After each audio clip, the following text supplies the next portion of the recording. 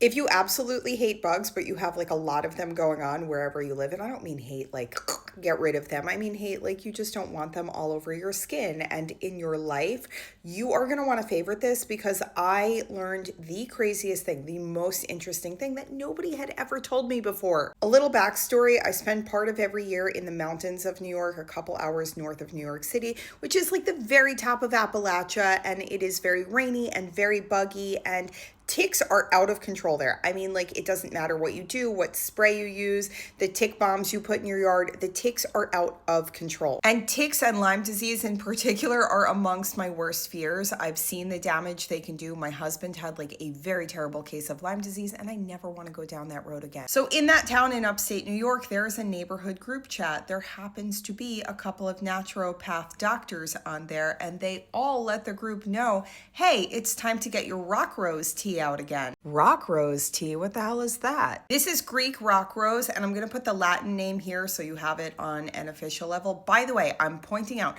this is not medical advice. I'm not a doctor. I'm not your doctor. I'm just sharing what I learned from my neighbors who are doctors. You should talk to your own doctor, okay? I'm going to go deeper in a second. I'm going to cite some studies. I'm even going to show you what I bought and am personally taking. But first, I want to go over some of like the key findings, okay? Number one, it is a natural repellent. Regular consumption of this tea is reported to help humans avoid tick and mosquito bites.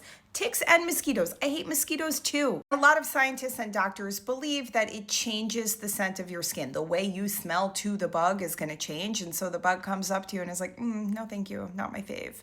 German studies also found that it's very effective in capsule form for tick infestations, but let's go into the Lyme stuff. Rock rose is recognized for having antimicrobial, antiviral, and biofilm breaking properties, making it relevant in protocols for managing tick-borne illnesses like Lyme disease. And some studies even suggest that it may be protective for cardiovascular health. Now, I'm not here selling you this stuff. I don't care what you take. I don't care what you do. I was just blown away by what my neighborhood chat shared with me. Now let's continue. Apparently, the information has been widely available for the last several years. Now, this is not a replacement for antibiotics. And again, you need to go talk to your own doctor, and I'm not giving you medical advice.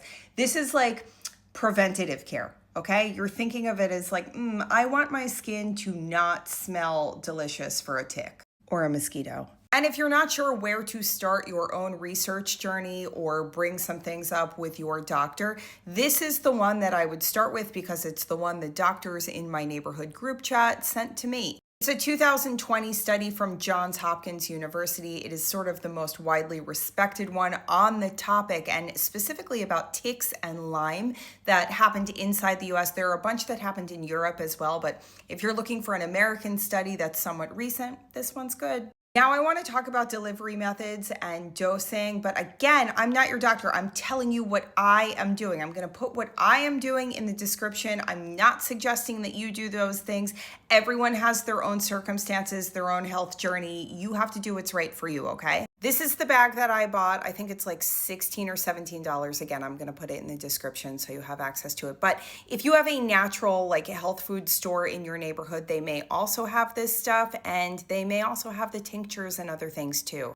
I don't plan on doing this every day of the entire year. This is like at the height of tick and mosquito and sort of bug season, but you're supposed to have 2 cups every day when you want the effects, and you have to start a day or two before. So it's not like, oh, I think I'm going to go hiking in 20 minutes. I'll have a cup of tea and that'll be enough. No, like the day or two before, it needs time to go through your digestive tract and make its way through your skin. I do a full heaping teaspoon for like an 8-ounce mug, and I let it sit there for like 8 to 10 minutes until the tea is no longer really hot. It's just sort of like aggressively warm, and then I drink it. It's a little bit bitter. It's not like the best tasting tea in the world, but sometimes I add a little bit of honey and it's good like that too. It's only been a couple of weeks for me so far, but it is the middle of May. I have not been bitten by any mosquitoes. That is definitely positive for me.